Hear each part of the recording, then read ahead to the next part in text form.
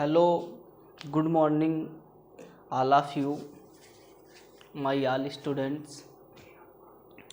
आज हम ट्रेंगल का डिस्कस करेंगे और आज ट्रेंगल हम स्टार्ट करेंगे class 9th and class 10th के लिए। और बेसिक इन्फॉर्मेशन होगी आज ट्रेंगल पर।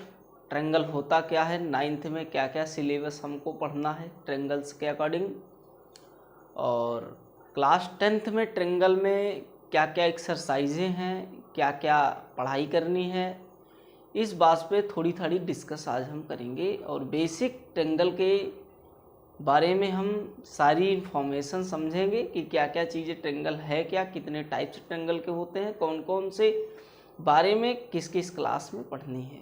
ठीक है, आइए थोड़ी थोड़ी डिस्कस हम करते हैं कि ट्रेंगल है क्या और ट्रेंगल कितने प्रकार का होता है और ट्रेंगल में किस किस क्लास में कौन कौन सी चीज़ें पढ़नी है। हमारा जो लेसन है वो है ट्रेंगल। देखो, क्लास 9th में भी है ट्रेंगल, लेसन नंबर 7, और क्लास 10th में भी है लेसन नंबर 6। ट्रेंगल की बात करें तब ट्रेंगल बेसिकली होता क्या है, एक ऐसी आकृति, एक ऐसा शेप, एक ऐसी ज्योमेट्रिक फिगर होता है ट्रेंगल, जिसमें 3 साइड्स एक दूसरे से आपस में ऐसे रिलेट करके बनी होती हैं कि वो तीनों साइड से आपस में इसी प्रकार जुड़ी हों, किसी न किसी प्रकार से जुड़ी हों। बस हम कहते हैं ट्रेंगल। ट्रेंगल क्या है? ट्रेंगल का मतलब होता है त्रिभुज। क्या बोलते हैं? त्रिभुज। कहा जाता है कि जिसके 3 भुजाएं हैं वही त्रिभुज है कि नहीं? जिसके 3 भुजाएं हो, मतलब ऐसे ज्योमेट्रिक आकृति जिसके पास 3 भुजा हो या 3 लाइन से हो, 3 लाइन आपस में रिलेट करे, उसी को क्या कहते हैं? ट्रेंगल कहते हैं। अब वो चाहे रिलेट करे, चाहे वो कोई नाम बन पाए, कोई टाइप्स बन पाए ट्रेंगल का या ना बन पाए, लेकिन ऐसा तो है नहीं। 6 ट्रेंगल्स होते हैं, 2 अलग अलग बेस्ड पर, तो उनमें से किसी न किसी रूल को ही तो अकॉर्डिंग बने क्या ही। जैसे हम कहते हैं एक लाइन यूं कर दें, एक लाइन ऐसे कर दें और एक लाइन ऐसे कर दें, क्या ये 3 लाइन से बनी आकृति बनी? इसका नाम हम ले लें ए, इसका नाम ले लें बी और इसका बोले सी, तो आप कहोगे कि ABCD एक ट्रेंगल है। ABCD एक ट्रेंगल है। अब आप कहोगे कि ABC एक ट्रेंगल है, तो बताओ कौन सा ट्रेंगल है? तो इसके नाम में 3 नाम हो सकते हैं, या तो इसकी ऑल साइड्स इक्वल हो, या फिर 2 साइड्स ईच अदर इक्वल हो सकती है, या फिर एनी साइड्स नो इक्वल, है कि नहीं? ऐसा भी हो सकता है। तो जैसे भी होगा उसी अकॉर्डिंग नाम होगा। 2 साइड इक्वल होगा तो अलग नाम, 3 साइड इक्वल होगा अलग नाम, और एक भी साइड इक्वल नहीं होगी अलग नाम। तो आप इसमें देखिए जरा, हम कहते हैं त्रिभुज क्या है? त्रिभुज 3 रेखाओं या 3 भुजाओं से घिरी हुई एक ऐसी आकृति है जिसके एंगल्स का सम 180 होना चाहिए। ऐसा बताया जाता है कि अगर हम ट्रेंगल की चर्चा करें तो ये आपका 3 भुजाओं वाली एक आकृति हम ले लेते हैं, 3 भुजाओं वाली, और तीनों भुजा आपस में किसी न किसी प्रकार से जुड़ी हों। ये नहीं कि ऐसे कर दें, ऐसे कर दें, ऐसे कर दें, ये ट्रेंगल बन गया। ऐसे ऐसे ऐसे, ये 3 भुजाएं ही तो हैं, 3 साइड्स हैं, लेकिन ये आपस में जुड़ी नहीं है। जुड़ना जरूरी है, तभी एक आकृति बन पाएगी और वो आकृति बन करके त्रिभुज कहलाएगी, है कि नहीं? हम कहते हैं इसका नाम A है, इसका नाम B है, इसका नाम C है, तो आप कहोगे कि त्रिभुज ABC है, और एंगल A इसमें जो इस एंगल को बोलते हैं, और प्लस एंगल B जो इस एंगल को बोलते हैं, और प्लस एंगल C जो किस वाले एंगल को बोलते हैं? इस वाले एंगल को बोलते हैं। इन तीनों की वैल्यू कितनी होनी चाहिए? 180। इस शर्त को आप समझिए यहाँ से। अच्छा ठीक है, ट्रेंगल हमको क्लास 9th में पढ़ना है, क्लास 10th में पढ़ना है, दोनों क्लासों में पढ़ना है। क्लास 9th में चैप्टर नंबर 7 है एनसीईआरटी के अकॉर्डिंग, चैप्टर नंबर 7 एनसीईआरटी के अकॉर्डिंग। क्लास 10th में जो ट्रेंगल है वो 6 नंबर पे आता है, 6 नंबर चैप्टर पे। तो दोनों चैप्टर हैं।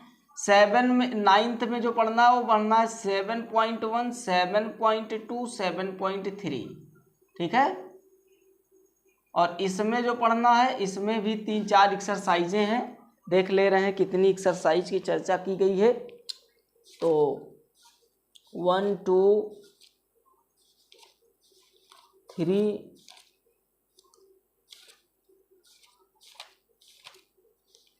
4, 5,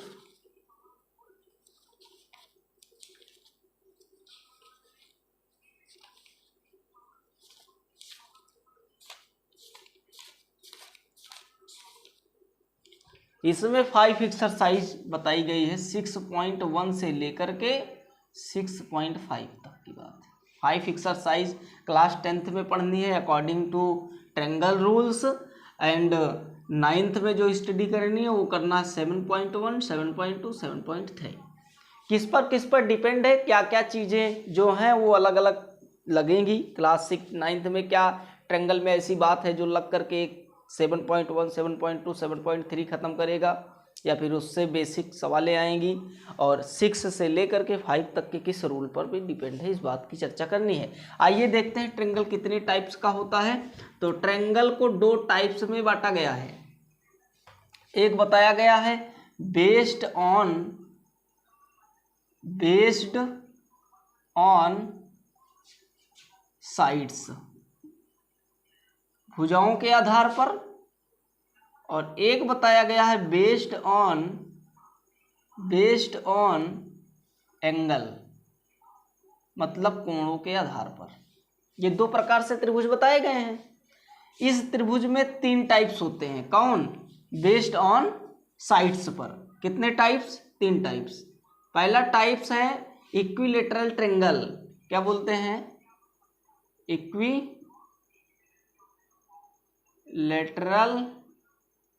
ट्रेंगल, ठीक है। कौन सा ट्रेंगल? Equilateral triangle. सेकंड को बोलते हैं आइसोस्केलेस, और तीसरे को बोलते हैं स्केलीन। आइसोस्केलेस है ना,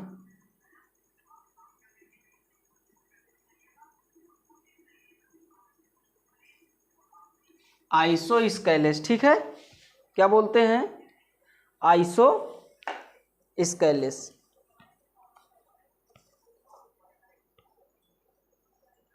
और एक है स्केलीन। क्या बोलते हैं? स्केलीन, ठीक है। अब आप जरा देखिए,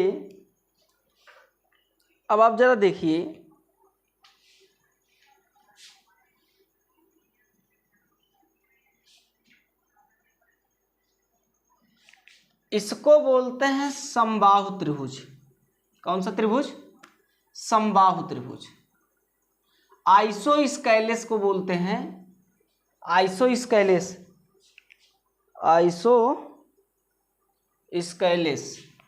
ये नहीं रहेगा, ऐसे स्पेलिंग रहेगी, स्केलेस, ये ठीक है। स्केलेस के आइसोस्केलेस का मतलब होता है समद्विबाहु त्रिभुज। कौन सा त्रिभुज? समद्विबाहु, जिसमें 2 भुजाएं बराबर है ना। और स्केलेंस का मतलब होता है विषमबाहु।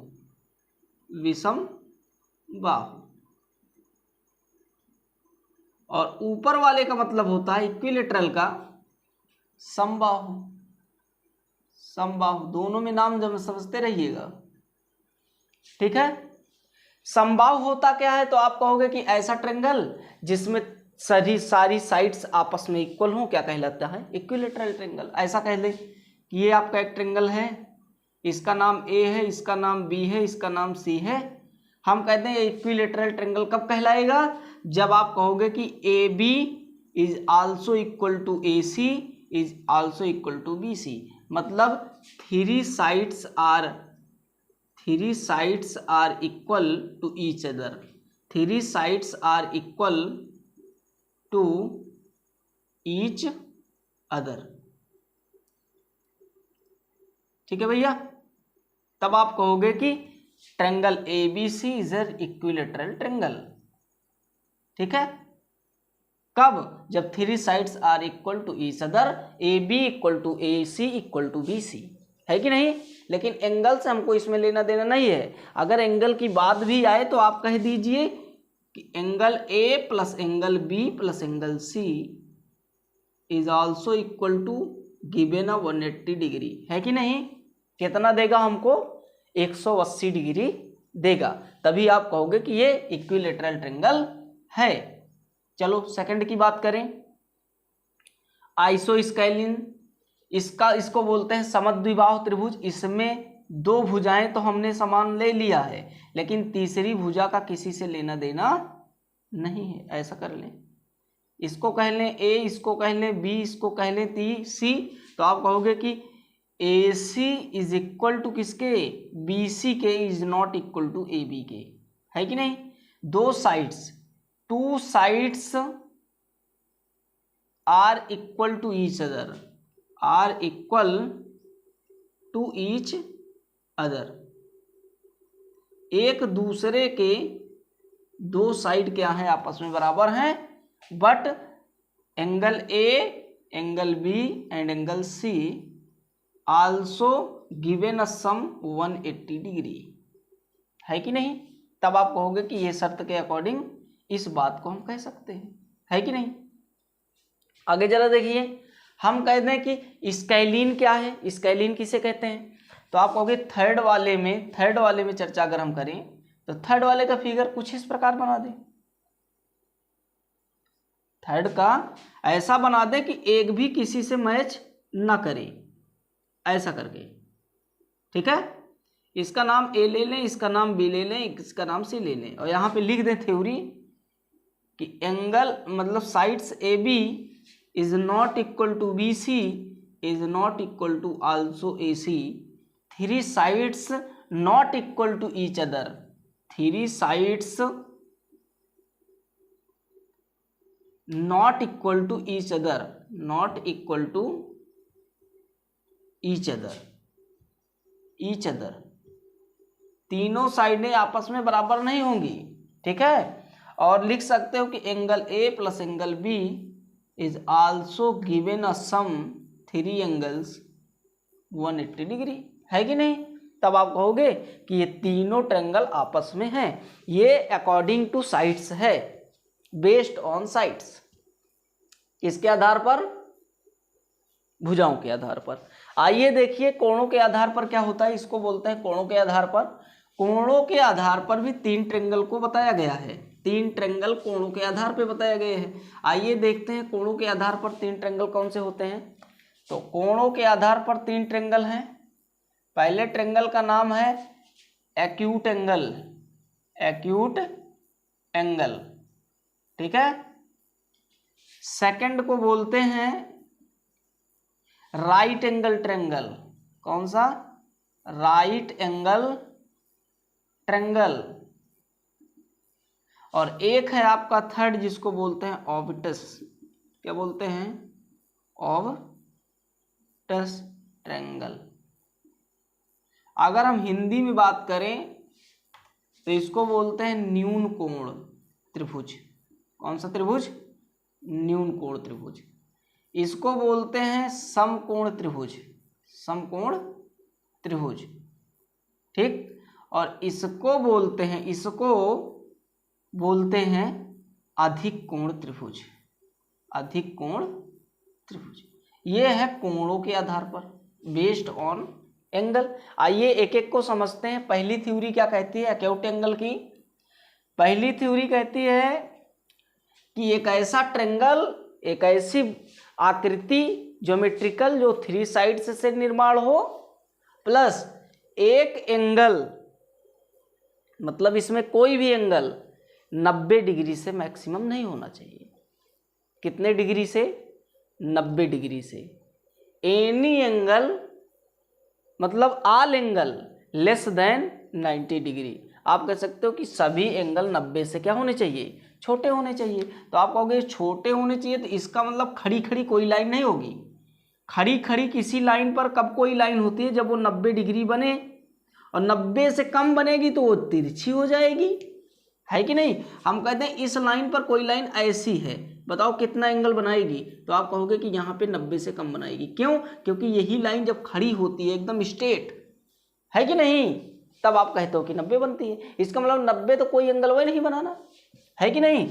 एक ऐसे लाइन पर एक ऐसी लाइन कर दें और इसी पर एक ऐसा काट दें, तो यहाँ पे जो बनेगा, यहाँ पे जो बनेगा, ये वाला बिंदु, ये वाला बिंदु, ये वाला बिंदु से मिला करके एक ट्रेंगल का निर्माण होगा। और वो ट्रेंगल कौन सा ट्रेंगल होगा, इक्विलेटरल ट्रेंगल होगा। उसमें एनी एंगल, कोई भी एंगल ग्रेटर देन 90 नहीं होगा, सारे क्या होंगे, लेस देन 90 होंगे। इस बात को बताएगा।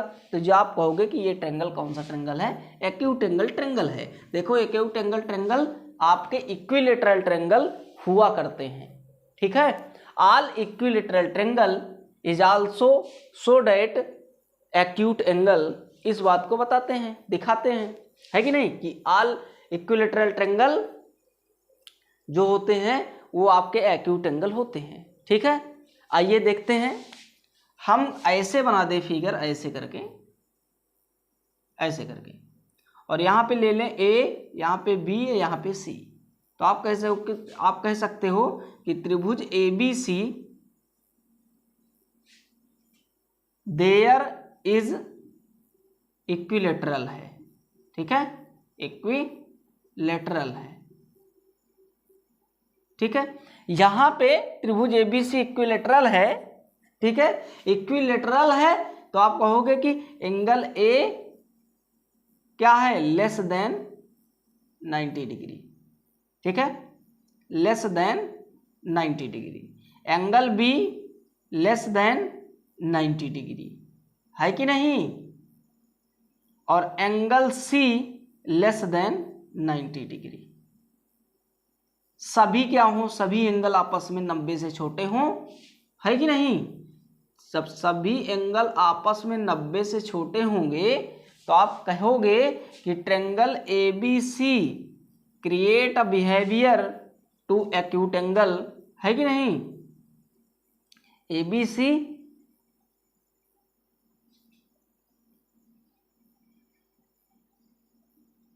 एबीसी कौन सा एंगल हो गया, एक्यूट एंगल, एक्यूट ट्रेंगल, ठीक है। एक बात आप समझ लेना है, और तीनों कोणों का मान 180 के बराबर तो होगा ही, इसमें तो कोई दो राय ही नहीं है।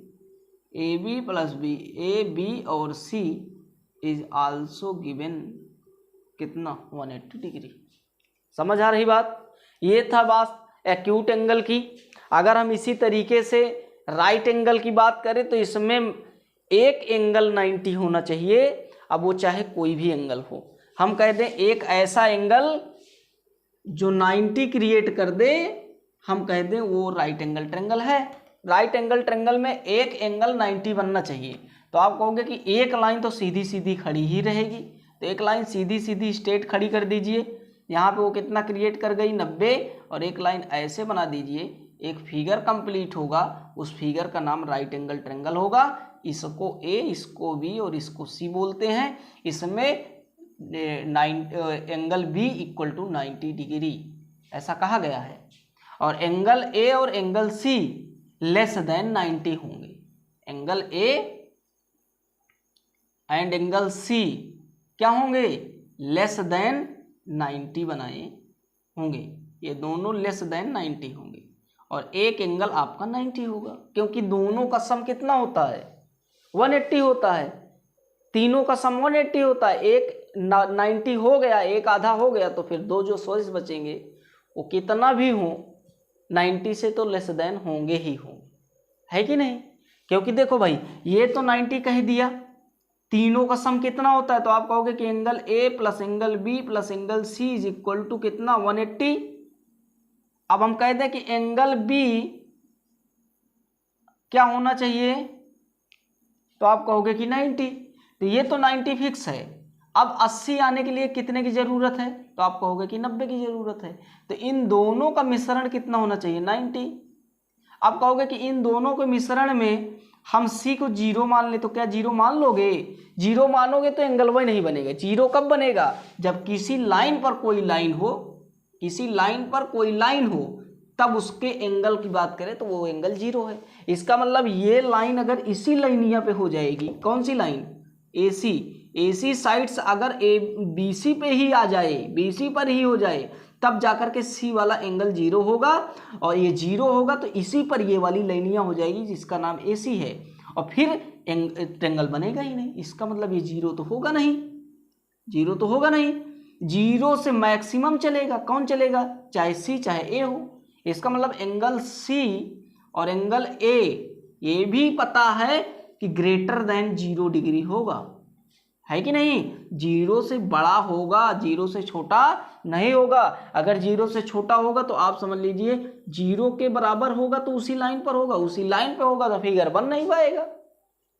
अगर हम कह दें एक लाइन यूं खड़ी कर दें और इसी लाइन पर दोनों लाइनियां कर दें, ये वाली भी ये वाली भी, क्या ट्रेंगल आपको दिखा?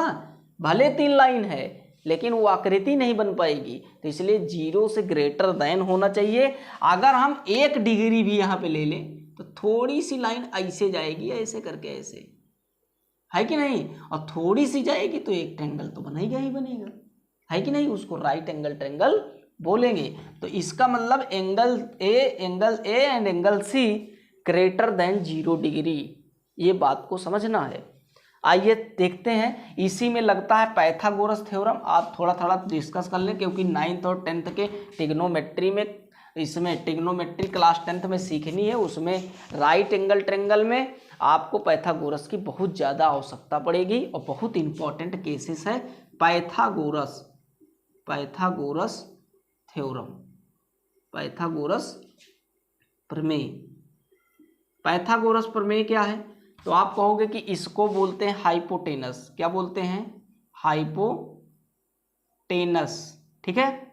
और इसको बोलते हैं परपेंडिकुलर, ठीक है। और इसको बोलते हैं बेस्ड। तो उन्होंने क्या बताया था, पाइथागोरस थ्योरम ने, पाइथागोरस एक गणितज्ञ हैं, उन्होंने अपनी एक प्रमेय दिया राइट एंगल ट्रेंगल पर, वो लागू होती है। राइट एंगल ट्रेंगल पर बताया कि हाइपोटेनस का वर्ग शेष 2 साइड्स के वर्ग के या स्क्वायर के इक्वल होता है। कौन बताया था, पाइथागोरस थ्योरम। पाइथागोरस थ्योरम ने कहा था कि हाइपोटेनस, जिसको बोलते हैं AC हाइपोटेनस है, तो AC का square is equal to perpendicular को AB बोलेंगे, AB का स्क्वायर और प्लस कितना, बेस, जिसको बोलते हैं BC का स्क्वायर। इस बात को कौन बताया था, पाइथागोरस थ्योरम ने, जिसको बोलते हैं हाइपोटेनस का square is equal to base का स्क्वायर प्लस परपेंडिकुलर का स्क्वायर, जिसको L बोलते हैं। समझ आ रही बात। इस तरीके से उन्होंने बताया, और ये सब चीज़ें उपयोगी हैं, कहीं सिद्ध करने के लिए लगेंगे और सारी बातों को सीखेंगे। चलो ये तो रही भैया त्रिभुज की कहानी। त्रिभुज कितने टाइप्स के होते हैं, क्या क्या चीज़ सीखनी है, ये तो भाई त्रिभुज की कहानी रही।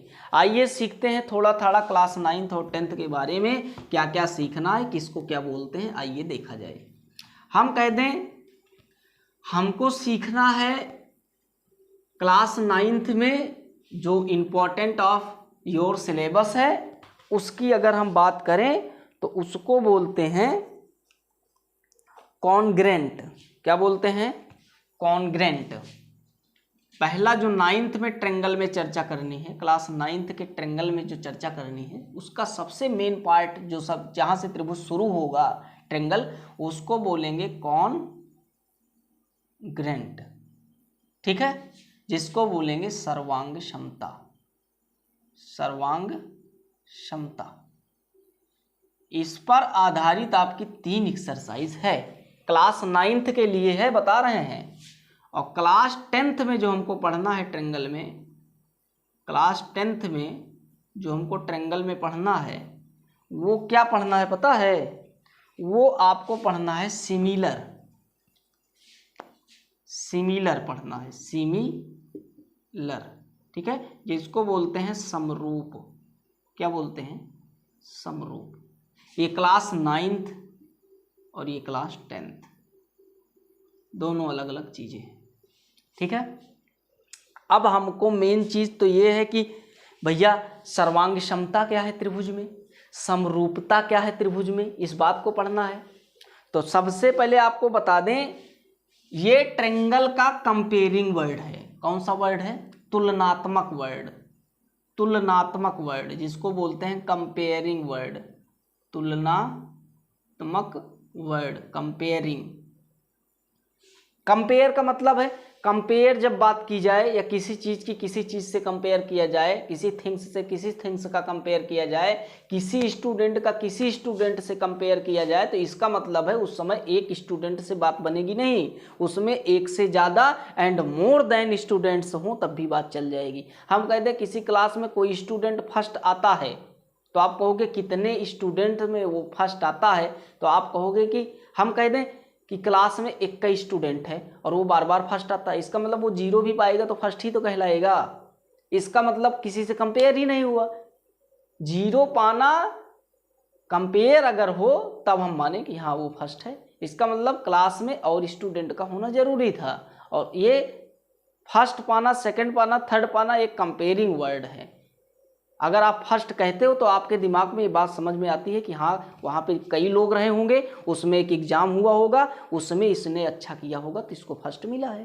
फर्स्ट सेकंड थर्ड क्या है? एक कंपेयरिंग वर्ड है कि नहीं? तो इसी प्रकार से अगर हम ट्रायंगल में बात करेंगे कॉन्ग्रुएंट और सिमिलर क्या है, तो आप कहोगे कि ये भी एक कंपेयरिंग वर्ड है। कोई और ट्रायंगल रहा होगा तो उससे तुलना करके ये बताया गया होगा कि ये आपस में दोनों क्या है? सर्वांग सम है, ये आपस में दोनों समरूप हैं। तो इसका मतलब ये तुलनात्मक शब्द है, इस बात को समझ लेना। आगे चलिए देखते हैं। हम कहते हैं कि सर्वांग क्षमता है क्या, या ऐसा ज्योमेट्रिक फिगर जो क्या हो? कॉन्ग्रुएंट हो। तो आप कहोगे कि two geometric figures having the same shape and same size, same shape and same size is known that figure congruent. आप कहोगे कि दो चीजें अगर हमको सेम सेम दे दे, कोई भी ज्योमेट्रिक फिगर हो, तो वो सर्वांग क्षमता होंगी। आप वैसे थ्योरी से ही समझे। सर्वा मतलब सभी, सर्वांग सम की बात समझ रहे हैं? सर्वांग सम में देखें, सर्वा का मतलब होता है सभी। क्या होता है? सभी। आंग का मतलब होता है अंग, सभी अंग, और सम का मतलब होता है समान। जिस ज्योमेट्रिक फिगर के सभी अंग समान हों, सभी अंग समान हों, जिसको बोलते हैं दो चीजें, एक होता है साइज और एक होता है शेप। शेप और साइज दो अलग अलग चीजें हैं। शेप का मतलब होता है आकार, आकार, और साइज का मतलब होता है माप। क्या होती है? माप। हम कहते हैं किसी फिगर में सभी अंग समान हैं, तो आप कहोगे कि सभी अंग समान है भैया, तो कौन कौन से अंग हैं? तो आप कहोगे कि आकार है और उसकी माप है। आकार और माप आपस में अगर किसी फिगर का किसी दूसरे फिगर से समान हो जाए तो कह दोगे दोनों figure are congruent to each other. आप इस बात को कह सकते हैं कि दोनों फिगर क्या है? आपस में सर्वांग क्षमता के गुण पर डिनोट करते हैं या फिर प्रदर्शित करते हैं कि हम दोनों आपस में कॉन्ग्रुएंट हैं। भाई हम कोई फिगर को आकार और शेप अगर बराबर कर दें, माप और आकार बराबर कर दें, इसका मतलब ट्रायंगल की चर्चा हो रही है। चर्चा किसकी हो रही है? ट्रायंगल की हो रही है। इसका मतलब है कोई ट्रायंगल, ऐसा करके दो ट्रायंगल हैं, हम इनको दोनों को कंपेयरिंग कर रहे हैं। हम कहते हैं ट्रायंगल ए है, ट्रायंगल बी है, ट्रायंगल सी है, डी, ई और एफ, ये दो प्रकार के ट्रायंगल हैं। Triangle A B C D, A B C, और ट्रायंगल डी ई और एफ, ये दो ट्रायंगल आपके सामने विराजमान है। हम कहते हैं ये ट्रायंगल दोनों आपस में कॉन्ग्रुएंट कब होंगे? कहोगे कि ए बी डी ई के इक्वल हो, है कि नहीं, क्योंकि एक ट्रायंगल में अंग कितने होते हैं, हम कहते हैं एक ट्रायंगल में अंग कितने होते हैं, तो आप कहोगे 3 साइड्स हैं, साइड S1 S2 और S3, तो S1 S2 S3 और एंगल क्या, इसका नाम A मान ले, इसका नाम B मान ले, इसका नाम C मान ले, तो angle A angle B angle C, ये सब क्या हैं, ये सब इसके अंग हैं, है कि नहीं, ट्रायंगल के अंग ही तो हैं, 3 साइड्स एंड 3 एंगल्स क्या हैं, अंग हैं, किसके, किसी भी ट्रायंगल के। तो आप कहोगे अंग ही तो बराबर करने हैं, सभी अंग समान हो, इसका मतलब AB is equal to DE, है कि नहीं, BC is equal to EF and AC is equal to किसके, DF के। तब आप कहोगे कि ट्रायंगल ABC ट्रायंगल DEC के DEF के क्या है, कॉन्ग्रेंट है। कॉन्ग्रेंट का मतलब एक बात और समझ लेना, कॉन्ग्रेंट को इस चीज से दर्शाया जाता है, इस सिंबल से दर्शाया जाता है, सिंबल को बोलते हैं इक्वल कर दो, इक्वल के बाद ऊपर ऐसे पानी जैसा लहरा देना, है कि नहीं, समरूप को दर्शाते हैं केवल ऐसे करके, बस ये बात समझ आ रही बात। आइए और चीजें सीखते हैं सर्वांग समता के बारे में। देखो हम कहते हैं 2 फिगर आपस में सर्वांग सम कब होंगे, जब उनको उसके ऊपर रख दिया जाए, किसी फिगर को उसके उसी जिससे कंपेयरिंग करना है कि ये सर्वांग सम है कि नहीं है, उसके ऊपर रख दो और दोनों फिगर आपस में एकदम फिट हो जाएं, मतलब एक फिगर रखने से दूसरा वाला फिगर किसी प्रकार से न दिखे, पूरी तरीके से ढक ले, तो आप कहोगे कि दोनों फिगर आपस में कॉन्ग्रेंट हैं। कब वो ढकेंगे, जब उनकी पूर्णतया अंगों की साइज क्या हो, इक्वल होगी, तब आप कहोगे कि वो दोनों आपस में ढक लेंगे एक दूसरे को, और एक दूसरे को ढक लेंगे तो वो फिगर आपस में क्या कहलाएंगे, कॉन्ग्रेंट कहलाएंगे। हम कहते हैं एक आपको ले लें आयत, ऐसा करके ABCD एक आयत है, ABCD एक आयत है, ठीक है, एक ले लें DEGH ऐसा करके ले लें। हम कहते हैं इसकी साइज 2 सेंटीमीटर है, तो ये भी 2 होगी ही, ये 3 है तो ये भी 3 होगी ही, अगर ये भी 3 है, ये 2 है, ये 3 होगी, ये 2 होगी, तो आप कहोगे कि ABCD जो आपका रेक्टेंगल है वो इसके रेक्टेंगल के इक्वल होगा, है कि नहीं, ये आयत इस आयत के एकदम इक्वल है, सारी साइड्स इक्वल हैं, इसका मतलब दोनों फिगर आपस में कॉन्ग्रेंट होगा। इस बात को समझ आया। बात इसमें अंग की है, तब इसलिए इसको सर्वांग सम कहा गया। इसमें बात चेहरे की है, चेहरा मतलब जो रूप है, रूप फिगर वो इक्वल होना चाहिए, नॉट डिपेंड टू क्या, shape and size, shape and size से हमको लेना देना नहीं है। इसमें कहा जाता है geometric figure having the same shape but different size are known as similar figure. आप कह सकते हैं सिमिलर फिगर कौन होता है, ऐसे फिगर जिसमें शेप क्या हो, इक्वल हो, बट माप क्या है, इक्वल ना हो। Can not be equal to size, size equal नहीं हो सकती, आप कह सकते हो ऐसा फिगर क्या होता है, सिमिलर होता है। हम कहते हैं एक छोटा सा ताजमहल बना दें, एक डिब्बे में एक बड़ा सा ताजमहल बना दें, एक आप वहां पे जाओ जहां ताजमहल बना है, वो बहुत बड़ा होगा, इसका मतलब तीनों आपस में कौन से फिगर हैं, आप कहोगे सिमिलर फिगर है कि नहीं, क्यों, क्योंकि इसका रूप मतलब है क्या डिब्बे में, आप कहोगे ताजमहल, यहाँ पे क्या दिखा, ताजमहल, यहाँ पे क्या दिखा, ताजमहल, इसका मतलब ताजमहल का ही फिगर है, कोई बड़ा कोई छोटा, इससे हमको लेना देना नहीं है तो ताजमहल ही है कि नहीं। तो इस तरीके से आप कह सकते हो कि सिमिलर है। सिमिलर में माप की जरूरत नहीं पड़ती, आकार की जरूरत पड़ती है कि वो फिगर किस प्रकार का है, जो दूसरा दिखाना चाहते हो वो भी होना चाहिए उसी तरीका।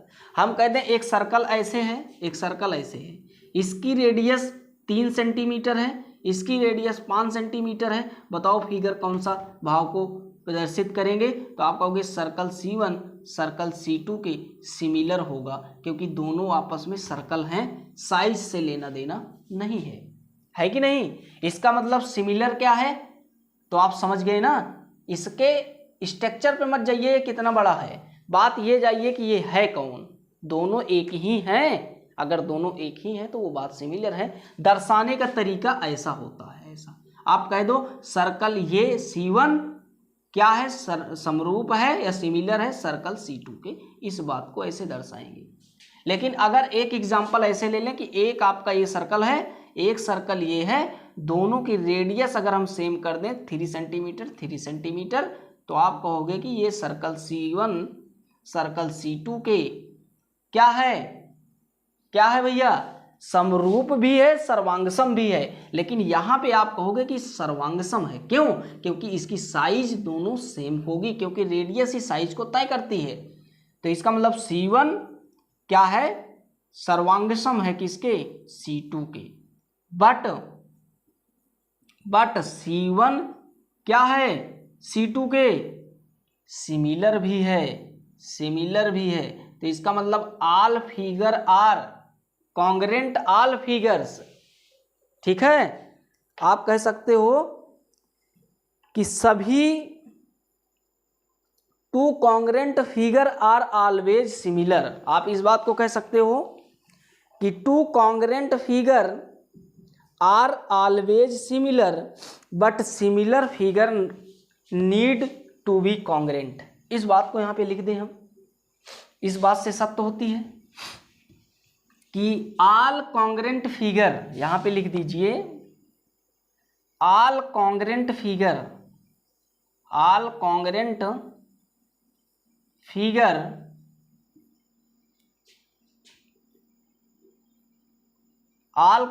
फिगर ऑलवेज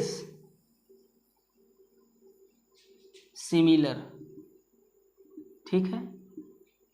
मतलब सभी सर्वांगसम फिगर क्या होंगे, आपस में सिमिलर होंगे, आर ऑलवेज सिमिलर।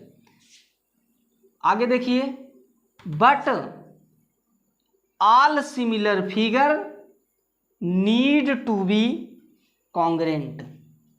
समझ आ रही बात, मतलब सभी कॉन्ग्रेंट सभी सर्वांगसम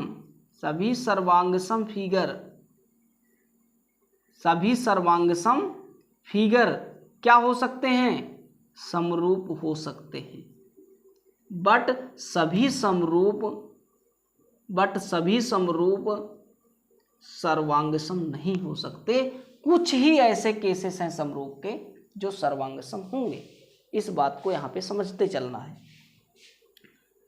चलो कल की क्लास में हम आपको ये बात बताएंगे कि इसके रूल्स कितने होते हैं कल के लेक्चर में, क्योंकि ज़्यादा लंबा लेक्चर ना हो, ये बेसिक लेक्चर है, क्लास 9th और 10th के लिए इम्पोर्टेंट लेक्चर है, ये समझ लीजिएगा। और हम कल डिस्कस करेंगे कॉन्ग्रेंट के रूल पर, कितने रूल से कॉन्ग्रेंट होता है, और सिमिलर के रूल पर कितने तरीके से होता है। इन दोनों का डिस्कस हम नेक्स्ट वीडियो में करेंगे।